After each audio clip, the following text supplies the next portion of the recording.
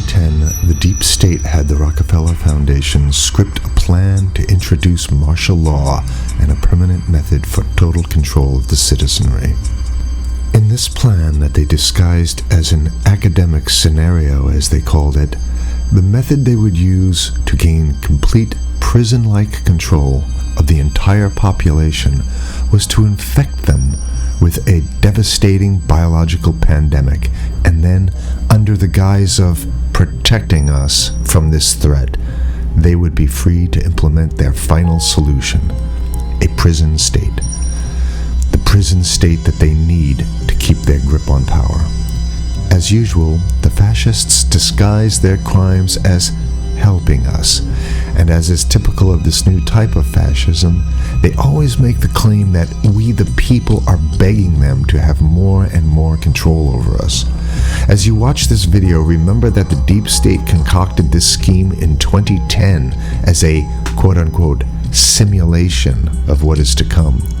The following is proof that the deep state is behind these viral pandemics. Absolutely positively, pandemics are now the tool of choice for the fascists, known as the deep state, and the private contractors that they contract these pandemics out to. For the deep state, to make an international pandemic isn't even a high-tech operation, it's a no-tech operation. It's easy. A simple vial of Ebola, SARS, MERS, Spanish flu, or coronavirus, or whatever they come up with in their secret bioweapons lab, is all they need to bring the world into their total control. The only thing you have to remember is if they can do it, they will do it, which means they already have done it.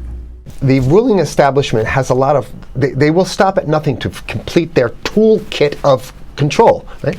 So one of the things that has been missing from the toolkit of total control has been quarantines and curfews, right? Mm-hmm. So now, welcome to the new world in America, where to get on a bus, to go through a subway station, if you think that the procedures at the TSA are onerous, right?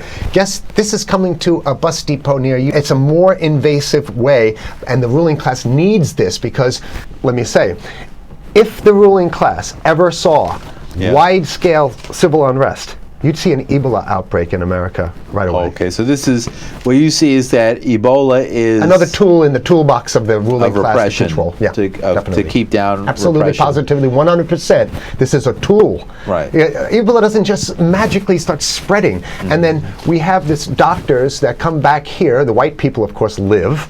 Mm-hmm. You know, the two whites who got it survived. All the black people that get it die. Right? It's very possible that these one of these NGOs over there is going around with a veil of Ebola or spreading it from a small plane onto villages. The point is to get hundreds of thousands of people infected with it and create the next phase of control. Now, one of the things I'd like to show to back up my my claims here. Here's a document from the Rockefeller Foundation. Rockefeller Foundation, right there. You can zoom in on that, where my finger is. It's called Scenarios for the Future International Development, the Rockefeller Foundation. All right? Okay, let's take a look at what they're saying here. This is something like a 50, 60-page document. I'd like you to go to page 18, if you can look at this up on the internet, but I'll read it off to you. It's called lockstep, lockstep. And this is a phrase that I used right after 2001 when I saw the entire system of the United States, including the population, were in lockstep. So the Congress went along, and yes, it was Osama bin Laden, and the people waved their flag and said, I hate, hate, hate, hate, and everything was in lockstep. Well, in 2010, they published this, Rockefeller Foundation, and here's what they're saying. They're saying that they call it a scenario. These are scenario narratives, and they speak about it in the past tense. So they put out this scenario, lockstep. A world of tighter, top-down government control and more authoritarian leadership with limited innovation and growing citizen pushback. Okay, I'll read a little bit of it. In 2012, the pandemic that the world had been anticipating for years, nobody was anticipating a pandemic, finally hit. Unlike 2009's H1N1, this new influenza strain originating from wild geese, they use some scenario, but this is Ebola they're talking about. Ahead. Even the most pandemic-prepared nations were quickly overwhelmed when the virus streaked around the world, infecting nearly 20% of the global population and killing 8 million in just 7 months, the majority of them healthy young adults. The pandemic also had a deadly effect on economies. You can see the agenda. Just naked, raw, naked control agenda written down, and it's anybody's guess how this becomes effectuated in real life. So whether this is written specifically as marching orders or whether people take it upon themselves in the intelligence networks to say, okay, well, this has been produced, so this is the plan here. But these narratives have to be written in advance because the intelligence agencies don't know how to do these narratives. They need help. So these think tanks, they come up with these like Rand Corporation, Rockefeller Foundation. These are think tanks of death. They're not the think tanks, they're not there to find great ways to help people. Right? Okay, the pandemic also had a deadly effect on economics. International mobility of both people and goods screeched to a halt. Which is what they want. They want a completely isolated world, right? Debilitating industries like tourism and breaking global supply chains. Well, of course they want tourism stopped because they're not in the tourism business, and they want you at home in your house in front of the TV. Then they got you because once you watch the TV, they own your soul. Even locally. Wait a second, we're on television. I mean commercial television, let's say. National. Even locally, normally bustling shops and offices sat empty for months. Okay, so I love how they talk about it in the past tense in 2010. Right? The pandemic blanketed the planet, though disproportionate numbers in Africa died. Southeast Asia and Central America, where the virus spread like wildfire. It sounds like the opening monologue of a disaster movie, right? Exactly. Now listen here's the good stuff now. But even in developed countries, containment was a challenge. Now here's this one. I love this one. The United States' initial policy of strongly discouraging, in quotation marks, strongly discouraging citizens from flying proved deadly in its leniency. So they're saying, that... No, keep going. Okay, read it. Proved deadly in its leniency. So they should have been tougher, right? Accelerating the spread of the virus, not just within the United States, but across borders. However, a few countries did fare better.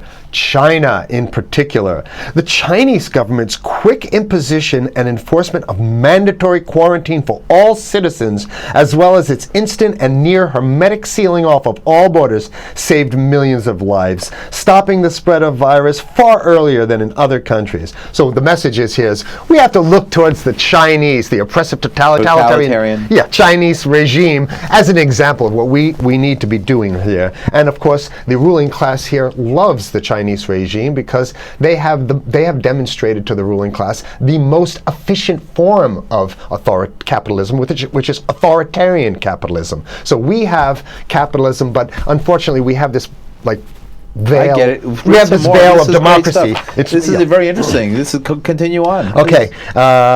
China's government was not the only one that took extreme measures to protect its citizens from risk and exposure. During the pandemic, national leaders around the world flexed their muscles, flexed their authority, and imposed airtight rules and restrictions. You can see the agenda. Go.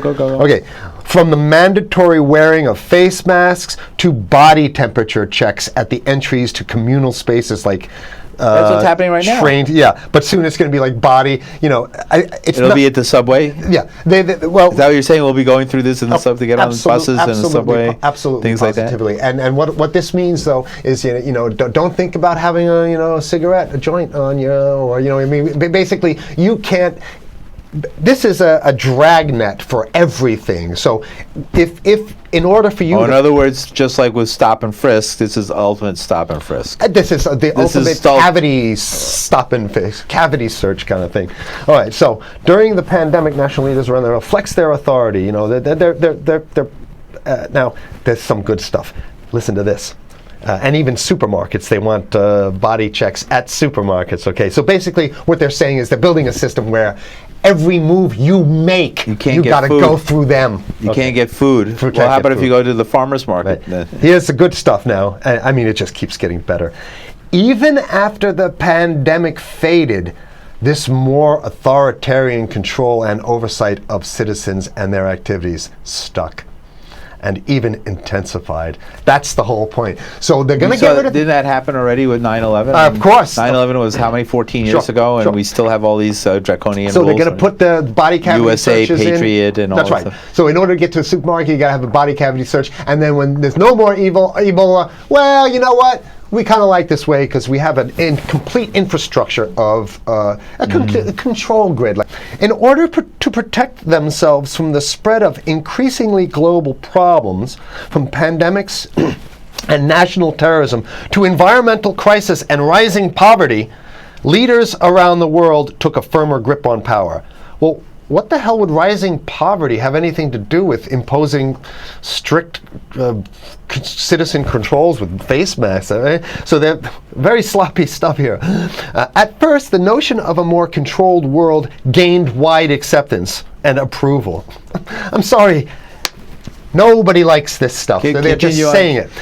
No, I have to provide analysis. Only because we only have 5 minutes left, so that's Oh my God, okay. Citizens willingly gave up some of their sovereignty and their privacy to more paternalistic states in exchange for greater safety and stability. I mean, that's just a complete naked contradiction to the famous saying that if you think you're going to give up a little bit of security, I mean, if you're going to give up your freedom for security, you're going to get neither. That's the long-standing thing. And here what they're doing is they're not even ashamed or embarrassed to absolutely say the exact opposite. They're saying, yes, we all want to give up our privacy and sovereignty for more stability and security and stability. So you don't get that. When you give it up like that, you get the shaft. Can you show us the cover again of what you were just reading? One more time, and then I have two more documents. Right, this is what we were reading here, and just zoom in a little bit so folks can see it. He'll zoom in, don't worry, you can relax. And scenarios for the future of technology and international development. Okay, now I have two more documents. Keep it zoomed. We have the National Security Memorandum of December 10th, 1974. This is Henry Kissinger's brainchild. The National Security Memorandum number 200. You can look that up on your internet. I'll summarize it. He says that there's too many people, we got to get rid of the population. So to answer your question. Oh, from earlier. Yeah, he says, he used the word depopulation, which is different.